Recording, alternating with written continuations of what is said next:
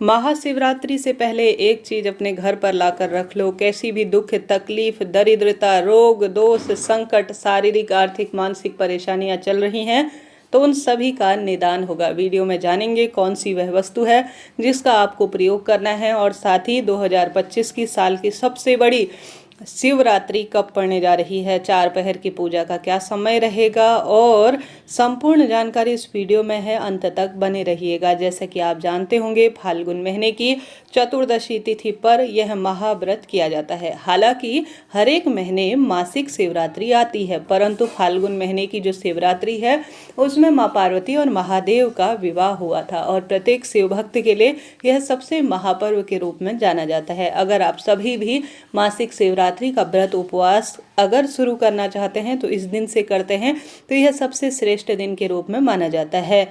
आइए जानते हैं कब है यह तिथि। 26 जनवरी बुधवार सुबह 11:09 से चतुर्दशी तिथि शुरू होगी, और फाल्गुन महीने की चतुर्दशी तिथि का समापन 27 फरवरी गुरुवार सुबह 8:54 के आसपास हो रहा है। उदया तिथि और व्रत करने के नियम के आधार पर 26 फरवरी दिन बुधवार के दिन इस बार महाशिवरात्रि का पावन पर्व होगा। इस बार चिंता टेंशन की कोई बात नहीं है, कोई तिथि को लेकर दुविधा नहीं है। 26 फरवरी दिन बुधवार के दिन ही यह पावन पर्व त्योहार मनाया जाएगा। इस दिन आप जानते होंगे 4 पहर की पूजा का विधान है। जो भक्तजन 4 पहर पूजा करते हैं उनके लिए तो यह भाग्य उदय और संतान, संतति और हर स्वरूप में सुख देने वाला होता है। परंतु जो भक्तजन विशेष तौर पर रात्रि 4 पहर की पूजा नहीं कर पाते हैं तो वह सिर्फ प्रदोष काल और सुबह की पूजा भी कर लेते हैं तो भी इसे शुभ और श्रेष्ठ माना जाता है। तो आप सभी को इस दिन अपने भाग्य की रेखाओं को प्रबल करने के लिए व्रत उपवास रखना है, पार्थिव शिवलिंग पूजन करना है। महादेव का सुंदर स्वरूप घर पर नहीं है तो विराजित कर लीजिए।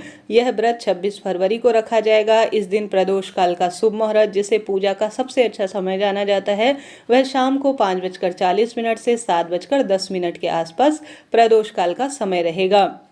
निशित काल अर्थात मध्य रात्रि में जो पूजा का समय है वह अपने आप में बहुत श्रेष्ठ माना जाता है। तो निशित काल की पूजा का समय रात्रि 12:09 से 12:59 के आसपास शुरू हो रहा है। इस समय महादेव का अभिषेक करना भाग्य की रेखाओं को प्रबल कर देता है। साथ ही 26 फरवरी के दिन होने वाले संपूर्ण श्रेष्ठ तिथियों के बारे में आइए जान लेते हैं। 26 तारीख को ब्रह्म मुहूर्त रहेगा सुबह 5:16 से 6:04 के आसपास। अगर ब्रह्म मुहूर्त में सुबह आप सभी पूजन पाठन कर देते हैं, महादेव की भक्ति कर लेते हैं तो यह सबसे अच्छा समय इसे कहा जाएगा। ब्रह्म मुहूर्त की पूजा और प्रदोष काल की पूजा हमेशा महादेव को सुख देती है। तो ब्रह्म मुहूर्त का यह समय रहा सूर्य उदय सुबह 5:53 और सूर्यास्त का समय 6:25। शिव योग रात्रि में 11:41 तक, बाद में सिद्ध योग का निर्माण हो रहा है। अमृत काल सुबह 6:02 से 7:31। राहु काल का अशुभ समय दोपहर में 1:30 से 3 बजे तक रहेगा। भद्रा काल जो कि अशुभता के रूप में देखी जाती है, भद्रा काल सुबह 11:08 से रात 10:05 के आसपास रहने वाली है। थोड़ा बहुत समय क्षेत्र अनुसार 2-4 मिनट का अंतर हो सकता है, परंतु करीब करीब जो पंचांग में लिखी गई जानकारी है उसके आधार पर यही निकल कर आ रहा है। अब जानते हैं महाशिवरात्रि के दिन पूजा के कौन कौन से शुभ मुहूर्त बनने जा रहे हैं। इस दिन आप जानते होंगे 4 पहर की पूजा का विधान है। प्रथम पहर की पूजा का जो समय रहेगा वह शाम को 6:19 से 9:26 पर। द्वितीय पहर की पूजा रात 9:26 से मध्य रात्रि 12:34। तृतीय पहर की पूजा रात्रि 12:34 से सुबह 3:41। चतुर्थ पहर की पूजा सुबह 3:41 से 6:48 के आसपास रहने वाली है। तो इस तरह से यह जानकारी है, और आप सभी विधि विधान से इस दिन महादेव का पूजन करें। और जो व्रत खोलने का समय रहेगा, देखिए रात्रि और सुबह पूर्ण रूप से व्रत उपवास किए जाते हैं, और दूसरे दिन 27 तारीख को सूर्य उदय के बाद महादेव की पूजा विधि विधान से करने के बाद, भूल चूक के लिए क्षमा प्रार्थी होने के बाद, आप दान पुण्य करने के बाद अपने व्रत का पारण कर लीजिएगा। आशा है, उम्मीद है इस तरह से आप सर्वश्रेष्ठ समय में व्रत करेंगे और अपने व्रत का पारण करेंगे। आइए जान लेते हैं वह सर्वश्रेष्ठ चीज जो आपको इस शिवरात्रि से पहले अपने घर लानी है और स्थापित कर लेनी है। कैसा भी दुर्भाग्य चल रहा हो वह सौभाग्य में बदलेगा। पुत्र पौत्र विवाह संतान और जो भी दिक्कत चल रही है किसी न किसी स्वरूप में आप हार रहे हैं, दुख पा रहे हैं और कष्ट में जीवन है, तो यह चीज़ आप अपने घर पर लाकर रख लीजिए, फिर देखिए कैसा बदलाव आता है। सबसे पहले बात कर लेते हैं उस दिव्य वस्तु की। उससे पहले मैं आपको कुछ अन्य जानकारी यहाँ पर दे दूँ। जैसे कि आप जानते होंगे, इस दिन व्रत उपवास करने से साल भर की जितनी भी शिवरात्रि होती है उसका पुण्य प्रताप हमें प्राप्त हो जाता है। ब्रह्म मुहूर्त में उठें, एक दिन पहले ही 108 की संख्या में या जितनी भी आपसे इच्छा हो उतनी बेलपत्र लेकर आएँ, घर पर रखें।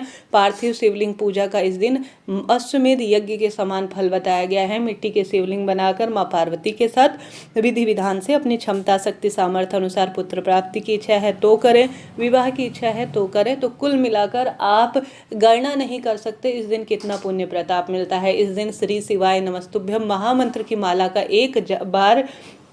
एक माला का जाप करना परम सुखों की अनुभूति देता है। तो सबसे पहले अगर आपके घर में महादेव का शिवलिंग नहीं है तो आप सभी को इस शिवरात्रि से पहले लाकर घर में रख लेना चाहिए और उसे प्राण प्रतिष्ठित कराकर, या प्राण प्रतिष्ठित नहीं भी करवाते हैं तो भी स्थापित कर लीजिए और निरंतर उसकी पूजा करें। जो चाहेंगे उससे प्राप्त कर लेंगे। दूसरा, अगर आपके घर पर जो बेलपत्र नहीं है तो महादेव को सबसे अधिक प्रिय है बेलपत्र, तो उसे लाकर अपने घर पर स्थापित कर लीजिए।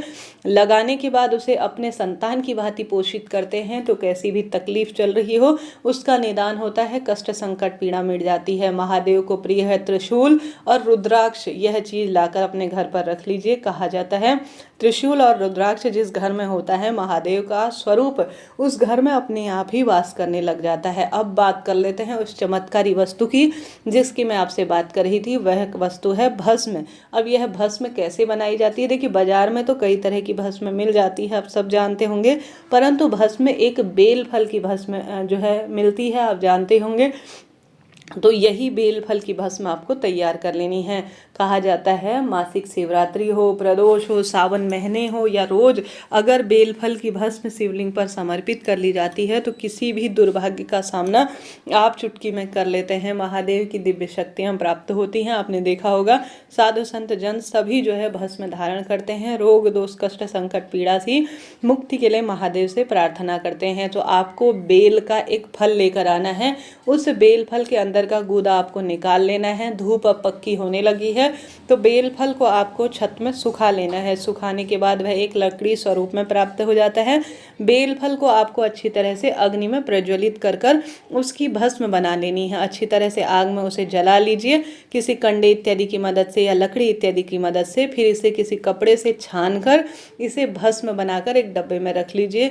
शिवरात्रि के दिन, बड़ी शिवरात्रि के दिन अगर आप इसे शिवलिंग पर समर्पित करते हैं तो कैसा भी दुर्भाग्य हो, किसी भी तरह की परेशानी हो, उन सभी परेशानियों का निजात होता है, कष्ट संकट पीड़ा से मुक्ति मिल जाती है।